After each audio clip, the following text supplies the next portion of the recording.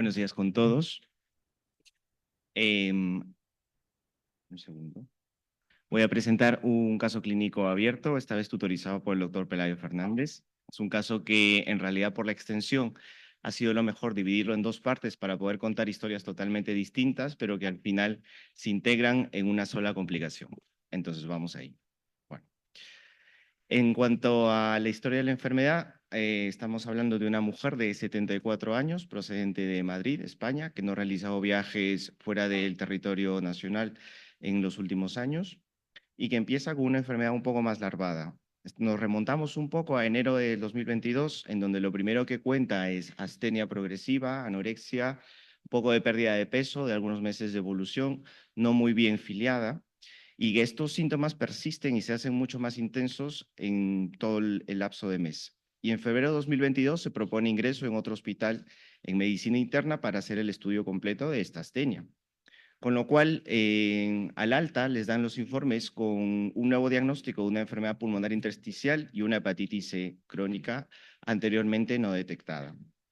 Le dan el alta y la paciente sigue en seguimiento en consultas externas, pero en abril de 2022 vuelve a ingresar, esta vez en el contexto de disnea de esfuerzo, y en este caso la paciente es diagnosticada de una insuficiencia cardíaca con un fracaso renal secundario a la insuficiencia cardíaca y una FA de novo, que es sometida a cardioversión eléctrica con anticoagulación las primeras semanas, pero tiene un evento sangrante muy adverso, con lo cual se motivan a hacer un cierre de orejuela. Le dan el alta y siguen consultas de cardiología y de medicina interna, pero ya al mes siguiente, en mayo, a inicios del 2020, a inicios de mayo del 22, persiste con la astenia, con la debilidad y tiene ahora inestabilidad para la marcha. Nos habla la familia de caídas frecuentes y la disnea de esfuerzo se hace mucho más intensa. Ya a mediados se decide un ingreso hospitalario porque la paciente, más allá de la astenia y la inestabilidad para la marcha, tiene una negativa a la ingesta, y en la analítica de urgencias, aquí en nuestro hospital, se ve un fracaso renal agudo a estudio, por lo cual se ingresa en nefrología. Ahora explico por qué el ingreso en nefrología. Los negativos importantes: no cuenta dolor torácico, náuseas, vómitos, clínica miccional, tampoco dolor de tripa, no hay clínica de artritis, lesiones cutáneas, tampoco clínica de síndrome seco ni aftas orales. Como antecedentes, esta mujer hasta mayo de 2022 se tenía recogido de que tiene una enfermedad renal crónica estadio 3B con albuminuria de segundo grado, secundaria a una esclerosis focal y segmentaria biopsiada en el año 2020. Lo curioso es que en el ingreso que tuvo en nefro en otro hospital, tuvo un hallazgo de un anti-MPO positivo y un anti-RNP positivo débil, con lo cual sospecharon la presencia de una vasculitis anti-MPO, pero en las biopsias no se llegó a documentar esto.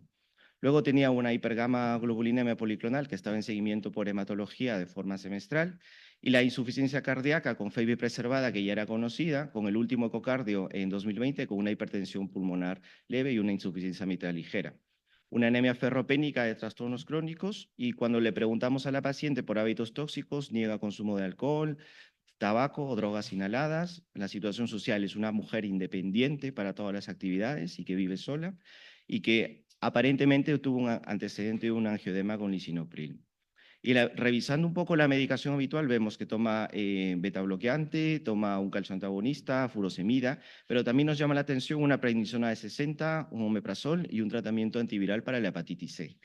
Entonces, volvemos a revisar la historia y es importante saber qué sucedió en ese ingreso en medicina interna en otro hospital. Pues nos remontamos igual a febrero del 22 y, en resumen, la paciente por la clínica de disnea le hacen un TAC torácico en la cual encuentran unos infiltrados como en vidrio deslustrado con imágenes nodulares de una cavitación central y un engrosamiento de septos y bronquiectasias, lo cual lo informan como una neumonía intersticial con una alteración de la difusión. Por este estudio y este hallazgo, que antes no era reportado, le hacen una fibrobroncoscopia con un lavado y lo que observan es un epitelio de revestimiento sin hallazgos displásicos, y que ven algunos histocitos cargados de hemosiderina, pero que el patólogo los menciona como inespecíficos. Lo que sí es concluyente es que habla de que no hay signos de vasculitis aguda. Y lo curioso es que en la microbiología, en el VAS, nos crece un estafilococo aureus meticilin sensible, y además la serología positiva para el virus C se hace en este ingreso con una carga viral positiva. Como parte de la analítica, volvemos a repetir los anti-MPO que nos salen en un rango positivo pero débil y un anti-PR3. El anti-RNP en este caso es negativo, la ferritina elevada y la hipergama continúa. Por lo tanto, lo que deciden hacer en este ingreso es, ante el hallazgo del estafilococo en el VAS, tratarlo con cloxacilina 10 días, con lo cual hay una mejoría en el TAC de control de las lesiones cavitadas. Por eso, prefieren no realizar BAG, pero ante el brote de la enfermedad intersticial y no teniendo muy claro la relación con una vasculitis anti-MPO, deciden mandarle a casa con una prednisona de 60 miligramos con pauta descendente. Solo constan los informes prednisona y ningún otro inmunosupresor. Y como hallazgo adicional, un electromiograma donde no había signos de polineuropatía ni tampoco miopatía. Entonces, ordenando un poco mejor los antecedentes, vemos que la creatinina basal de esa enfermedad renal crónica estaba en 1.5, el anti-MPO continuaba positivo, y ahora agregamos la FA con la cardioversión eléctrica, el cierre de Olejuela, la enfermedad pulmonar intersticial y la hepatitis C crónica, con lo cual ya tiene un poco más de sentido la medicación que tenía. Y volvemos a revisar la historia y vemos que también le indican profilaxis con Septrin 3 veces por semana por la toma de corticoides de forma crónica. Entonces, volviendo al ingreso que tenemos ahora en nefrología, donde teníamos astenia, debilidad, inestabilidad para la marcha y el fracaso renal agudo, tenemos una paciente que viene hipotensa, lógicamente, pero sin fiebre, un poco bradicárdica y que de aspecto general, pues impresiona estar bien. A la auscultación es más compatible con una descompensación de insuficiencia cardíaca, con edemas, con algunas lesiones equimóticas, pero que fueron en el contexto de una caída bien documentada. Y a nivel neurológico ya empiezan a contar un poco de debilidad, sobre todo evidenciada en los miembros inferiores, con un poco de limitación para la flexión de la rodilla y la flexión plantar, pero no hablan de ninguna otra alteración neurológica más. Entonces, en este ingreso, en mayo, lo que hacemos es pedir una analítica en la cual lo que nos llama la atención, evidentemente, es el fracaso renal agudo. Y en cuanto a lo que son reactantes de fase aguda, pues una PCR de 33, una LDH de 468 y un pre-BNP de 1900, que teníamos registros previos de que estaba en valores mucho más altos.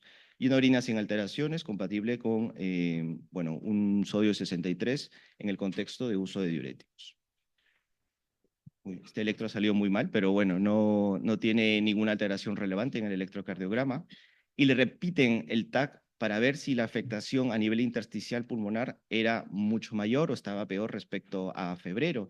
Pero la verdad es que seguimos viendo áreas de vidrio deslustrado con un poco de bronquiectasias, pero los radiólogos tienen las imágenes del hospital anterior que nosotros no las hemos podido recuperar, pero hablan de una mejoría clara.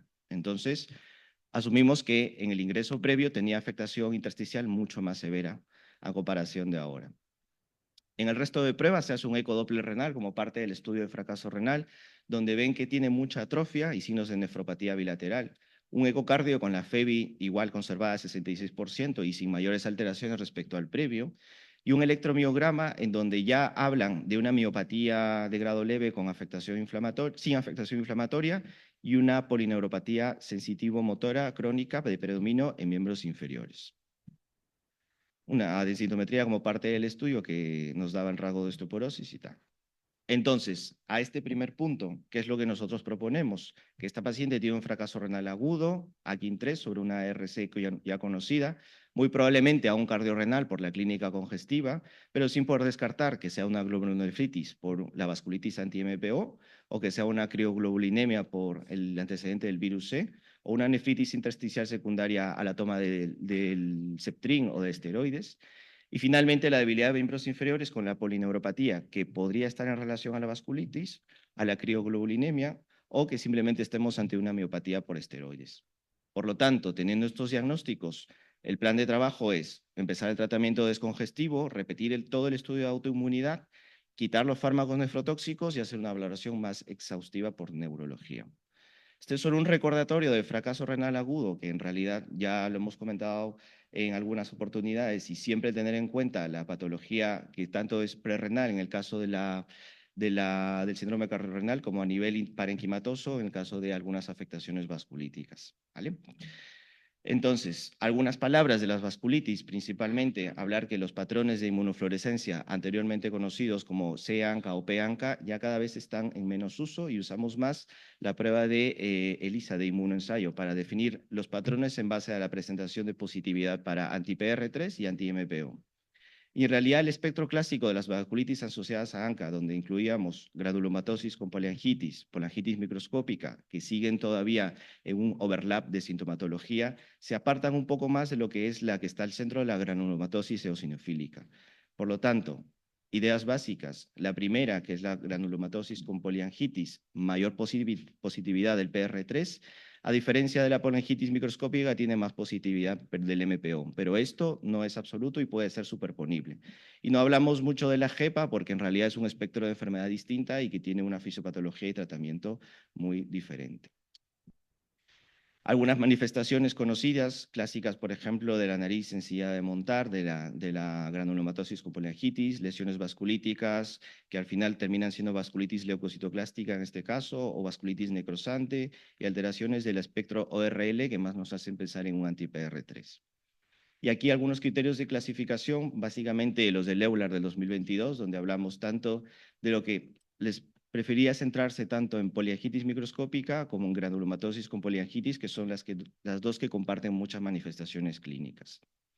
¿Y la polineuropatía? Pues en realidad puede estar en el contexto de la vasculitis, sí, pero tenemos que tener en cuenta y hacer un estudio exhaustivo de otras causas mucho más frecuentes, como la diabetes, la misma enfermedad renal crónica, algunas deficiencias vitamínicas o enfermedades desmielinizantes. Entonces, ¿qué resultados tenemos? Pues tenemos el anti-MPO, que en el rango de este hospital se cataloga como dudoso. Tenemos un CA125 de 87 que nos corrobora, nos apoya de que tiene una clínica congestiva y un estudio de crioglobulinas negativo. Hacen terapia deplectiva y la creatinina mejora. Se desestima nueva biopsia renal porque los riñones son muy atróficos. Nefrología comenta que no sería rentable. El proteinograma continúa la hipergama policlonal y en la valoración por neuro, a pesar de la polineuropatía que se veía en el electromiograma, ellos consideran de que clínicamente no tiene mucha relevancia y que por tanto a lo mucho ven un atrapamiento del nervio peroneo y que sería para seguimiento en consultas externas. Con lo cual se decide el alta de la paciente con diuréticos, añade un esquema más y prednisona de 5 miligramos de mantenimiento. Por lo tanto, al alta en este primer ingreso, se va con el diagnóstico de un fracaso renal secundario al cardiorrenal, se va con la debilidad de miembros inferiores, probablemente con una polineuropatía crónica sin una repercusión clínica y una probable miopatía por esteroides. Y la enfermedad pulmonar intersticial difusa, no queda clara la relación con la vasculitis anti-MPO, pero lo que sí queda claro es que tuvo una mejoría con corticoides. Segunda parte. Aparentemente, y la paciente iba a seguir en seguimiento por consulta externa, pero en realidad no se tiene registro de ella hasta septiembre de 2022, es decir, prácticamente 4 a 5 meses después. Y esta vez en urgencias, lo que cuenta la paciente es más debilidad generalizada y esta vez vuelve con la marcha inestable, comenta vómitos e intolerancia oral. Presenta una caída en la tibia que inicialmente es valorada por traumatología como abrasiones y signos de fractura y luego es trasladada a la urgencia general, lógicamente por la debilidad, por la inestabilidad de la marcha y la exploración neurológica en la urgencia, perdón. Habla ya de un temblor de intención, principalmente del lado derecho, bilateral, y una marcha inestable con aumento de la base. Y la debilidad que había en las piernas es la misma o más o menos superponible a la exploración del ingreso previo. No fiebre, no cefalea, no deposiciones líquidas, tampoco dolor torácico y otra clínica sugerente. A diferencia de la analítica anterior, esta vez los leucocitos están mucho más altos, con un predominio de neutrofilia. La creatinina no se eleva tanto, estamos hablando de una creatinina basal de 1.5 y que en este ingreso está en 1.6. Y lo que sí llama la atención es mayor elevación de reactantes y el ProBNP similar, una PCR 178. Es decir, una clínica aparentemente inflamatoria, muy probablemente infecciosa, pero no se sabe exactamente cuál es el foco. Tiene una orina con indicios de leucocitos, bacteriuria escasa y es catalogada como una infección del tracto urinario e ingreso en medicina interna. Lo que sí es que le hace un escáner como parte de la caída, porque la paciente tenía el antecedente de tener muchas caídas que eran bastante frecuentes, y lo único que comentan los radiólogos es una hipodensidad en el hemisferio cerebeloso derecho que podría estar en relación a isquemia crónica, pero poco más, y que recomienda un estudio por resonancia de forma programada. Ante la clínica de temblor y ampliación de la base de sustentación, neurología cataloga a la paciente como un deterioro funcional, es secundario a un proceso infeccioso, probablemente de origen urinario, se inicia la cobertura con aumentina y se traslada al Carlos III para continuar el manejo. Y aquí sigue una serie de complicaciones que voy a resumir en esta parte. Ingresa en la urgencia el 17 de septiembre, con lo ya comentado. Ingresa en el Carlos III para continuar el tratamiento con amoxiclav para cubrir ese foco urinario. Y al día siguiente empieza con un pico febril de 38, que anteriormente no había comentado. En Carlos III escalan en la antibioterapia, extraen hemocultivos. A la exploración física no impresiona un foco más allá de la inespecificidad que se contaba en la urgencia. No hay clínica infecciosa, no hay clínica urinaria. Le hacen una placa de tórax donde no hay cavitaciones, no hay empeoramiento respiratorio. Pero lo que llama la atención es que 5 días después avisan a la guardia del Carlos III por el crecimiento de esta bacteria. Crecimiento en hemocultivos de un bacilo gram positivo ramificado. 2 de 2 de endocardia farsínica, y por tanto se decide el cambio a trimetoprim sulfa con meropenem como cobertura empírica. Entonces, los diagnósticos cambian totalmente. Ahora tenemos una bacteriemia por la endocardia farsínica en una paciente que usa crónicamente corticoides, con afectación probable del sistema nervioso central, no lo sabemos. Tenemos unas hipodensidades que podrían ser esto o que podrían ser simplemente isquemia antigua. Una afectación pulmonar que podría haber algunas cavitaciones o a mayor afectación intersticial, pero habría que catalogarlo mejor. Endocarditis poco probable y un foco cutáneo que tampoco no está descrito como las manifestaciones clásicas de una anocardia. Y la alteración de la marcha que continúa agregada al temblor intencional, que tiene o puede ser secundaria a una afectación del sistema nervioso central, quizás, eso habría que demostrarlo, una afectación por una vasculitis anti-MPO, menos probable porque no hay imágenes sugestivas, y menos probable aún que sea una lesión isquémica, todo lo que explique lo que le pasa a esta paciente. Y además una hiponatremia hiposmolar que puede ser en el contexto de bajas ingestas o de un CADH. Por lo tanto, el plan de trabajo que se hace para poder llegar a un diagnóstico incluye una punción lumbar, una reso cerebral, un TAC body, una ecocardio y esperar el antibiograma definitivo. Algunas palabras de nocardia, en realidad muchos conocemos ya que es un bacilo que tiene mucho tropismo por las células neuronales y donde el compromiso pulmonar sigue siendo el más frecuente, pero hasta en un 30% de los pacientes vemos un compromiso del sistema nervioso central. Lo clásico también es asociarlo a pacientes inmunocomprometidos, pero también un tercio de casos pueden ser en pacientes inmunocompetentes, con una edad media de presentación sobre los 50 años, y que predomina principalmente a varones. Cuando la clínica es neurológica, principalmente buscamos un déficit vocal, cefalea, fiebre y en algunos casos alteración de pares craneales, una media de duración de 7 días. Y entre los factores predisponentes más frecuentes se ha reconocido que el uso de corticoides en más del 50% de los casos condiciona a un riesgo para la infección por nocardia. Lo clásico conocido era los receptores de trasplante de células tanto hematopoyéticas como de órgano sólido, pero también algunas otras condiciones de inmunosupresión que contaré un poco más adelante. Las manifestaciones clínicas de la nocardia dependen mucho del sitio de afectación. Lo clásico, por ejemplo, a nivel de la piel, para algunas especies de nocardia, es la afectación a forma de abscesos subcutáneos con un patrón linfangítico que hace similar a una esporotricosis, y la afectación a nivel pulmonar, que es más compatible con consolidaciones o incluso cavitaciones y abscesos pulmonares. Los factores de riesgo que les contaba anteriormente más reconocidos son el uso de corticoides, pacientes que se someten a trasplante tanto de órgano sólido como de células hematopoyéticas, en algunos pacientes diabéticos, y aquellos también con alguna terapia inmunosupresora distinta a los corticoides, como por ejemplo quimioterapéuticos, inhibidores de calcineurina, algunos otros inmunosupresores. Y la imagen típica en una resonancia magnética cerebral es una lesión hipercaptante de contraste en anillo, ¿vale? Que es compatible con un absceso cerebral. Entonces, ¿cómo podemos llegar al diagnóstico de la nocardia? Generalmente lo que hacemos por histología o por un crecimiento en drenaje o cultivos. En el líquido cefalorraquídeo es muy difícil aislarla porque en realidad no es muy ubicua la presentación como meningitis. Y lo que sí podemos observar, a pesar de no aislar al microorganismo en el líquido, es ver neutrofilia, proteinorraquia en el líquido y un conteo de leucocitos medio de 400, con una hipoglucorraquia también. Radiológicamente, les comentaba que la imagen típica es de un absceso cerebral, aunque algunas veces puede dar algo de ventriculitis y un refuerzo leptomeningio. Y las especies más identificadas asociadas con el compromiso del sistema nervioso central son nocardia farcínica y la nocardia SPP, que anteriormente era la nocardia asteroides. Las bases del tratamiento es en cuanto a antibioterapia, tener en cuenta que el Septrin es el fármaco más activo frente a nocardia y que puede acompañarse de una bi o triple terapia con amikacina, imipenem, linezolid o incluso ceftriaxona. Las imágenes que esperaríamos ver son un poco más así, abscesos con restricción de la difusión, con edema perilesionar en el FLAIR. Y lo importante sobre todo es saber que si estamos ante una nocardia, ¿qué pruebas tenemos que solicitar?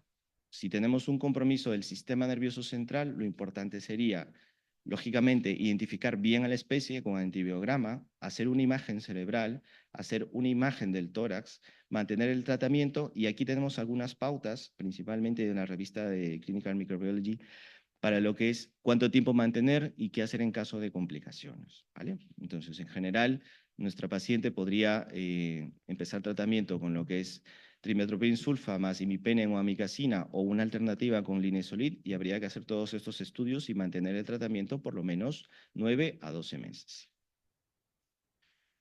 En casos de intolerancia a cetrim, linezolid sigue siendo la mejor opción, pero hay que tener cuidado con los efectos a largo plazo. En tratamiento quirúrgico, lo importante es hacer una aspiración estereotáctica si es que el absceso cerebral no resolviera en el lapso de 4 semanas o que si hay progresión en el control radiológico a las 2 semanas. Si hay diferencias en la presentación en inmunocompetente e inmunocomprometido, pues en realidad se ha visto que en el inmunocompetente pueden a veces tener abscesos cerebrales sin una clínica que sea acompañante. Y la verdad es que cuando hay una afectación del sistema nervioso central, la mortalidad es elevada, cerca del 23%, y que el paciente sea inmunocomprometido, que tenga una enfermedad diseminada, que se caracteriza por tener afectación de 2 o más órganos no contiguos, pues el pronóstico es mucho más pobre. Y el drenaje quirúrgico podría mejorar la supervivencia, pero en los casos limitados. Entonces, volviendo al caso, hacen la punción lumbar con un líquido que tiene glucosa baja, con proteínas en el límite superior, pero que sí tiene mucha leucocitosis, ¿vale? Con predominio neutrofílico, y que lógicamente en el GRAM no se observan gérmenes y en el cultivo también es negativo, y el resto de estudio con el apoyo de neurologías también sale negativo. En el resto de pruebas tenemos ya en los siguientes días el antibiograma definitivo, en donde lamentablemente vemos una resistencia a carbapenems, por lo cual el tratamiento tendría que ser cambiado. Sí tenemos una sensibilidad a amikacina, a linezolid, a doxiciclina y a quinolonas, pero bueno. Ecocardio, similar, no ha tenido grandes cambios en realidad, y lo más importante es que no vemos vegetaciones, y un TAC body en donde la afectación intersticial habla también de un micronódulo que podría estar en relación a la nocardia, pero no son concluyentes con el estudio. Pues hablan un poco más de esto, pero poco más. Y lo que sí es que en la resonancia cerebral que se le pide a esta paciente, si se dan cuenta, digamos, a un rápido vistazo, pareciera normal, pero hablé con el radiólogo encargado de informar esto y me comentó que lo único que vieron fueron una alteración de la difusión y una pequeña lesión hiperintensa aquí, con lo cual repitieron el estudio, ya se veía un poco de alteración en el T1, pero que en realidad cuando le ponen contraste, no sé si se logre ver bien ahí, es una pequeña lesión que forma anillo, y lo informan como precisamente una lesión hipercaptante de contraste en anillo sugerente de un absceso cerebral, y también múltiples lesiones satélites en lo que es la sustancia blanca. Por lo tanto, con todas las pruebas que tenemos ahora, ya tenemos claro que es una bacteriemia en el contexto de una enfermedad diseminada con afectación del sistema nervioso central y con muy probable afectación pulmonar. Y la alteración de la marcha con la debilidad y el temblor en el miembro superior derecho son compatibles con la afectación cerebelosa a nivel derecho. Por lo tanto, creemos que está todo en el contexto del absceso cerebral por nocardia y la hiponatremia en el contexto de un CADH por una patología pulmonar. En la evolución de la paciente, pues siguen sucediendo más eventos. El 28, que es cuando se tiene el antibiograma definitivo, se cambia a Septrin más Linezolid por un mejor perfil de seguridad. El 3 de octubre avisan por empeoramiento de la función renal, acidosis metabólica con un bicarbonato de 10, que sugería una pérdida de bicarbonato adicional a la acidosis metabólica, unos iones en orina con un sodio 64, compatible también con un fracaso parenquimatoso.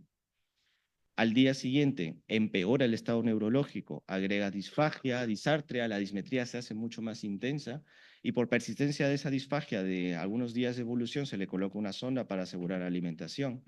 El 5 se desorienta, se agita, se retira la sonda, tiene negativa la ingesta, distiende el abdomen, le hacen una radiografía de abdomen donde se ve ilio sin datos de obstrucción intestinal en el contexto de una enfermedad severa.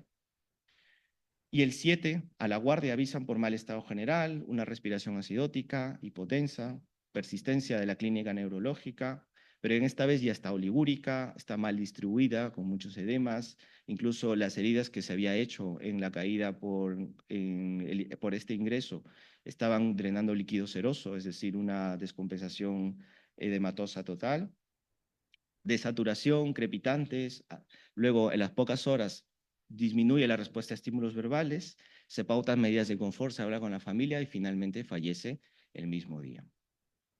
Y la tercera parte, que es la más complicada, es la discusión. Por lo tanto, tengo aquí algunos puntos que daré mi opinión, pero me gustaría que también el auditorio pueda comentar qué es lo que parece respecto a este caso. Por ejemplo, el primero, no se pudo documentar el diagnóstico de la biopsia de la biopsia pulmonar para vasculitis, pero realmente estamos frente a una. Se justificaron el uso de corticoides en esta paciente. Pues en realidad, teniendo en cuenta que si hablamos de una vasculitis asociada a anti-MPO y que podría tener una afectación parchada, en realidad puede que hayamos tenido la mala suerte de que no se cogió el tejido o la parte que estaba afectada por la vasculitis. Es decir, que una biopsia negativa que no estaba tan bien dirigida, en realidad era por fibro, no podría descartarnos esto si la clínica es muy sugerente y tenemos unos anticuerpos que son positivos. En el primer ingreso se documentaron esos nódulos cavitados con crecimiento del estafilococo. Entonces, ¿era el estafilococo aureus causante de los nódulos o simplemente era un colonizador de las cavitaciones que ya estaban previos por una vasculitis? La verdad es que revisando los informes del anterior ingreso en otro hospital, lo que deciden inicialmente es tratarlo con cloxacilina. Y cuando empiezan a tratar con cloxacilina, piden una nueva valoración por neumología para intentar biopsiar esos nódulos, pero ya tenía por lo menos una semana con cloxacilina. Repiten el escáner y ven disminución de los nódulos. Por lo tanto, los neumólogos consideran que no es rentable hacer esa biopsia, terminan el tratamiento y después agregan corticoides. Por lo tanto, esto nos lleva a pensar, al menos de forma retrospectiva, que el aureo sí era causante de las cavitaciones.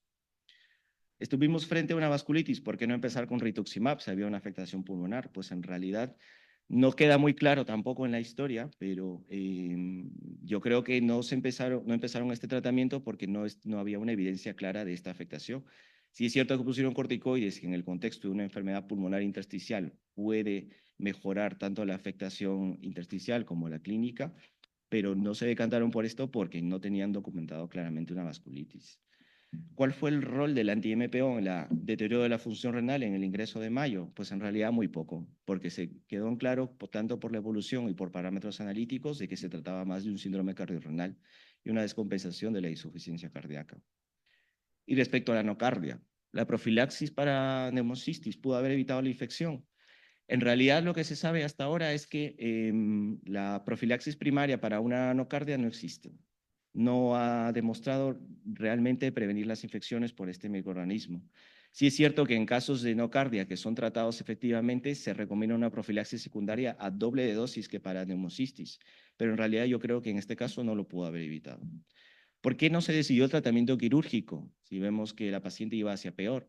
Porque en realidad cuando se tuvo disponible la resonancia, la paciente se puso ya bastante mala el mismo día de la resonancia. Entonces, cuando planteamos a hacer eso, vemos que el sitio era muy inaccesible y por tanto iba a traer mucho riesgo hacer una punción o incluso drenar esa lesión. Entonces, la situación clínica general era muy mala y la paciente probablemente hubiera fallecido durante el procedimiento. Hubiera sido mejor iniciar el tratamiento que recomiendan en las guías, trimestoprim más amikacina, en lugar del linezolid.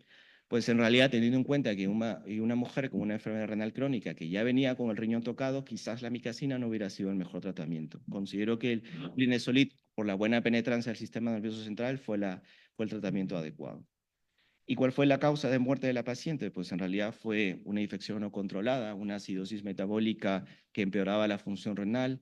Además, se sospechó en algún momento que el Septrin podría estar causando algo de acidosis tubular y contribuyendo a perpetuar la acidosis, pero en realidad hablamos de una infección diseminada no controlada y que llevó a un fracaso multiorgánico y finalmente a la muerte en pocos días.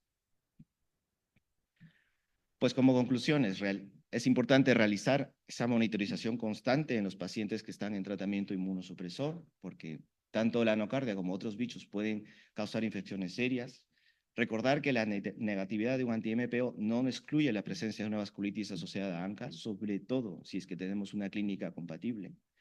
La corticoterapia crónica se identifica como el factor de riesgo más frecuente para las infecciones por nocardia, sobre todo por el uso más frecuente que tenemos.